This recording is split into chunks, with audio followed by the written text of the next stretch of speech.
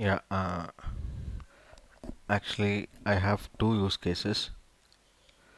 One is this chatbot, where if I ask questions on a Power BI file, it will answer. So I'll show my Power BI file.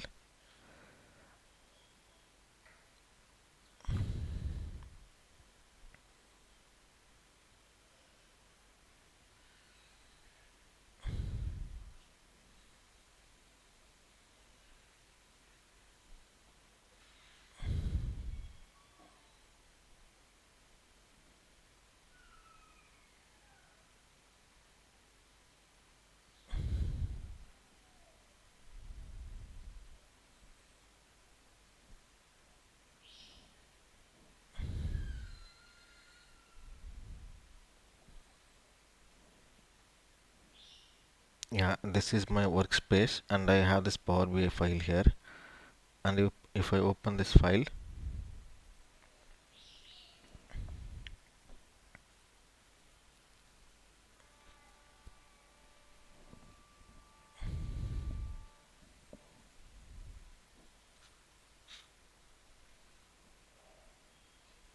we could see like if I don't select any tabs,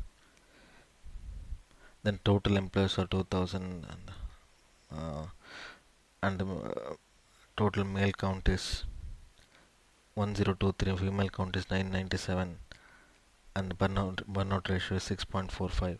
So these are the things. Uh, and its semantic model has one dim table and only one fact table actually.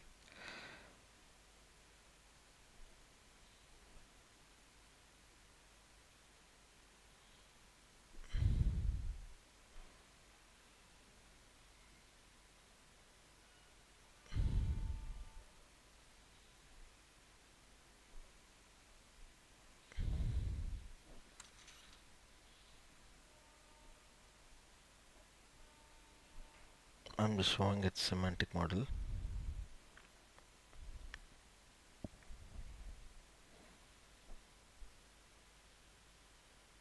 So it has one dim table and one fact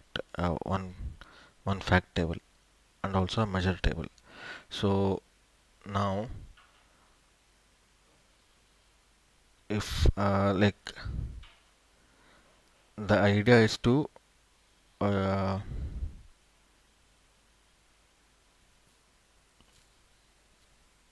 like it talk to its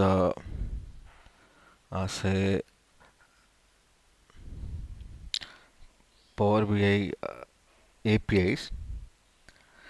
So to talk to Power BI APIs using XML, I used XML runner, and we have to without passing our credentials. If I directly have to talk to its semantic model or XML endpoint, then I have to create a application. Then create an application in Azure, and then I have to get the tenant ID, client ID, and client ID and client secret. After getting those things, uh,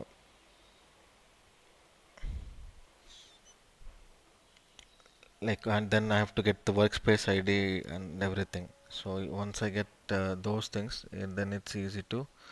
Uh, so that's what it is. It is looking for the workspace ID, dataset ID, and all the thing. It's just the way of properly going through the complete Power BI API, like as a JSON file. So after this, once this is done, then it's a small like Python script, which actually which has the open API keys and everything in this. So what it does is I have fed the all the dimensions and fact the keywords in this. All the what are the columns and measures I have fed into it. So now what it does is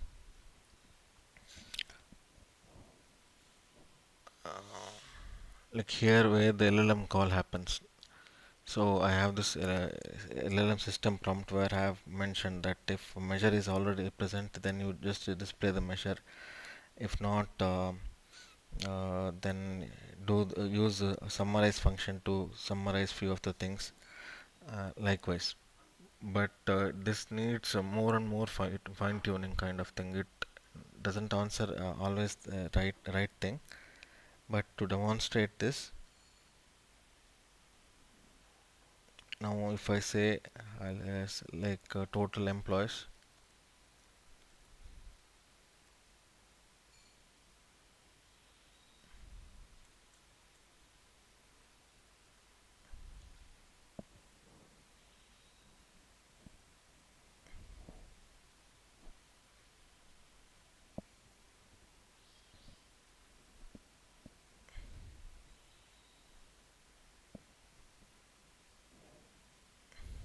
it's actually 2000, which we already saw here in this dashboard.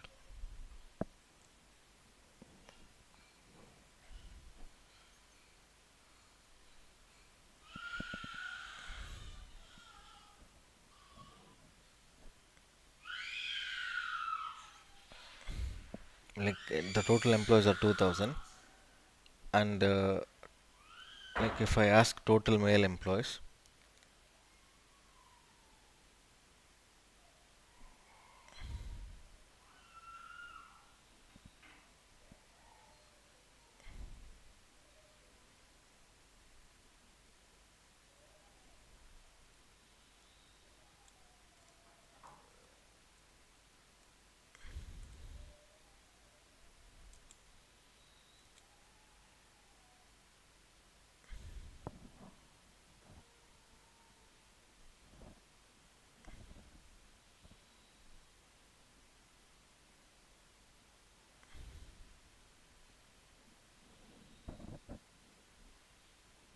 so it's showing total male employees 1023, which also matches with this 1023. So it answers couple of questions correctly, but it may not answer all the questions correctly. But because the fine tuning needs more and more, it needs more and more input. It's like training the already existing Q&A features itself. So that's how it is. And then, but there is a like I thought of a small use case also, like using Power Automate. I have the complete Power Automate flow here.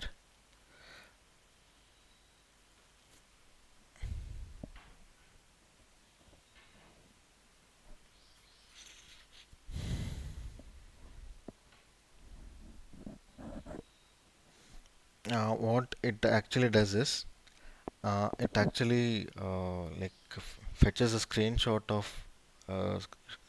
of one of the main pages of the report. Say the first page of the report. We can implement this for any page at a given point in time. And the idea is once the data refreshes, we will get that screenshot again. That Power Automate has to be we have to schedule Power Automate in such a way that it takes the screenshot on a refresh basis, on Power BI refresh basis. So then I'll compare the recent refresh and its previous refresh, and what is the difference between these two. I'll take the screenshots of it like this.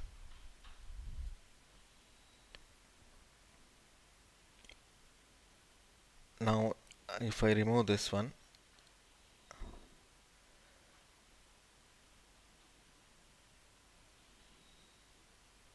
now I am using my Google Drive actually, but we can implement this on OneDrive also. As I don't have OneDrive, I am using Google Drive here. Now, what it will do, it will generate the latest file with the with today's date, and it will check for its previous run screenshot, which is now 2025 10 14. Then it will compare these two and it will summarize the differences and it will send email to the end user. Now,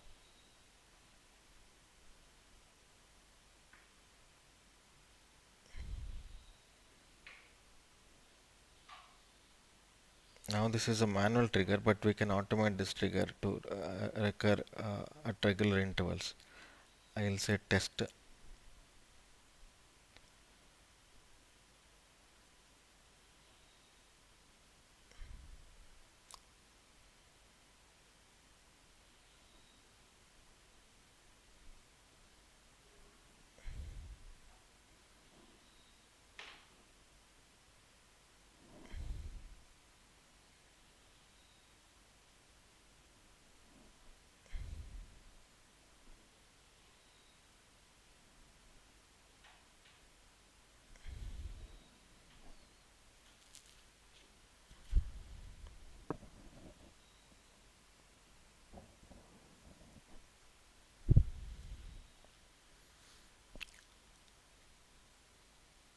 Actually, we also have um, Power Automate in our organization, but it's not a the premium feature. Comes with the basic features. Actually, I'm here using one of the block, that HTTP block, which is a which is premium only, but that can be achieved in some other ways also, like using function app in this one Azure.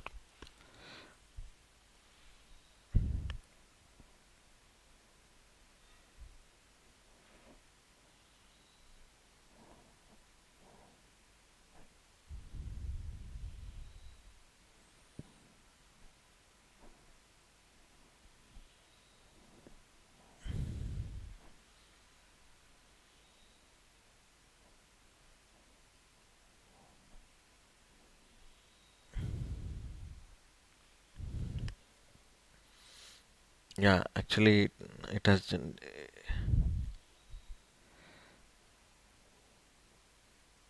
now it has generated a file also with today's date. It will compare these two screenshots and will send the summary.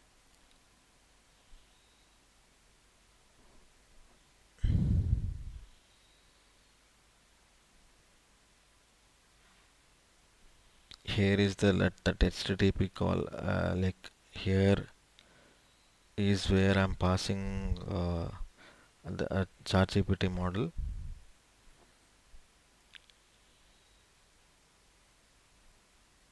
and then here is the final summary.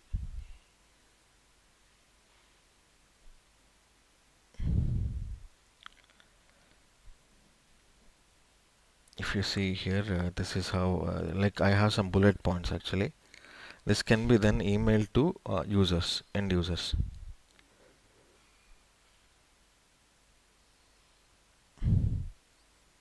Total employees increased from 612 to 2000. Indicate significant growth in the workspace. Burnout slightly increased from likewise. It will highlight the bullet points based on the prompt I have given, and then it'll we can send out the emails.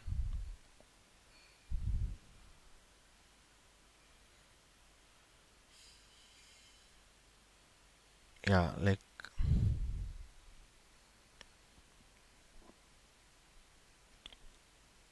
I tried doing this in our office environment, but I was not allowed to take the screenshots. Like I'm exporting this as PNG to some places, some place, uh, and then like like creating file like in my Google Drive, and this filter array and other things. What it does is it looks for the latest two files um, by date, and then this will convert that images into this